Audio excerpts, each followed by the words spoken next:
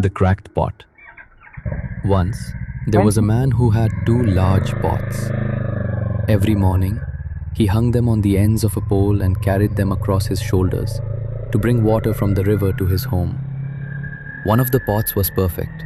It always delivered a full portion of water at the end of the long walk. But the other pot had a tiny crack in its side. By the time the man reached his house, this pot was always only half full. The shame. For 2 years, this went on every single day. The perfect pot was very proud of itself. It felt powerful because it did its job perfectly. But the poor, cracked pot was ashamed. It felt like a failure because it was broken. It felt bad that it could only do half of what it was supposed to do. One day, by the river, the cracked pot spoke to the man. "I am so sorry," it whispered. "I am ashamed because this crack in my side causes water to leak out all the way back to your house." The surprise.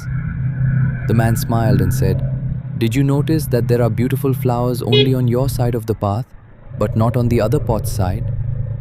The pot looked confused. The man continued, "I have always known about your flaw, so I decided to use it. I planted flower seeds on your side of the path, and every day as we walk back from the river, you water them." The lesson. The man leaned down and picked a bright, colorful flower. "For 2 years, I have been able to pick these beautiful flowers to decorate my table. Without you being exactly the way you are, cracks and all, this beauty would never have existed. The path would be dry, and my house would be empty of color."